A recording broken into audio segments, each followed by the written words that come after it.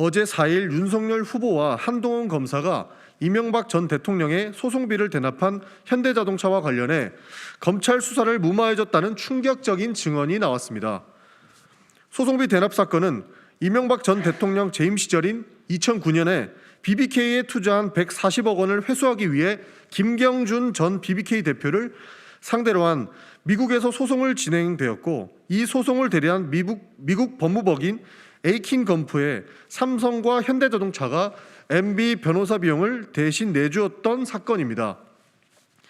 관련 사건의 재판 결과 다스가 누구 것인지에 대한 논란은 MB 소유로 결론 났고, 삼성이 대신에 납부한 변호사 비용은 이건희 회장의 사면 대가로 제공한 뇌물로 확정되었습니다. 하지만 이 뇌물 사건은 최종 승인권자를 이건희 회장으로 지목했습니다. 병상에 있던 이건희는 의식 불명 상태로 기소 중지로 마무리되었지만, 정몽구 현대자동차 회장은 기소조차 되지 않음은 물론 세간의 관심에서 아예 벗어나 있었습니다. 증언을 인용하면 다스 관련 검찰 수사가 한창이던 2018년 2월 15일 이학수 전 삼성전자 부회장은 검찰에 소환돼 포토라인에 선 반면, 김동진 현대자동차 부회장은 언론에 공개되지 않도록 포토라인에 서지 않는 배려까지 받았던 것으로 전해졌습니다. 증언이 사실이라면 당시 이명박 전 대통령의 소송비 대납 뇌물 수수 사건을 수사했던 특별수사팀의 윤석열 검사와 한동훈 검사가 현대자동차를 수사해서 봐주기 한 것으로 볼 수 있습니다. 윤석열 후보님, 도대체 그 당시에 무슨 일이 있었던 것입니까? 현대자동차는 왜 수사 범위에서 제외된 것입니까?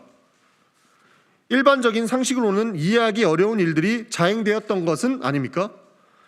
하루가 멀다 하고 새로운 의혹이 증폭되는 상황에서 윤석열 후보의 오만함과 모렴치가 국민들을 분노케 하고 있습니다. 오늘 입장문을 통해 윤석열 후보는 당시 서울중앙지검장으로서 법과 원칙에 따른 수사를 했고, 삼성의 이명박 전 대통령 소송비 대납을 규명해 기소한 바 있다고 하셨습니다.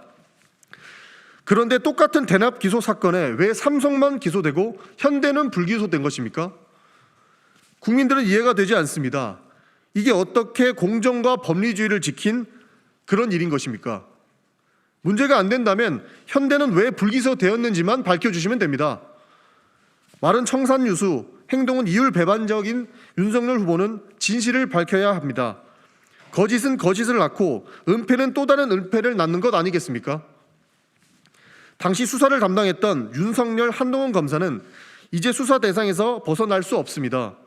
사건의 전말을 밝히기 위해선 현대자동차 대납 사건과 관련된 모든 인물을 수사 테이블에 올려야 마땅합니다. 국민이 원하는 것은 표적 수사도 부실 수사도 아닙니다.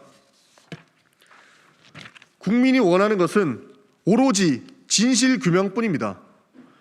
지금이라도 윤석열 후보와 한동훈 검사는 모든 의혹에 대한 실체적 진실을 밝히시길 바랍니다. 윤석열 후보의 고백을 듣고 판단할 것은, 그 권리는 국민에게 있음을 말씀드립니다. 진실하지 못한 정치인에게는 마침표가 필요합니다.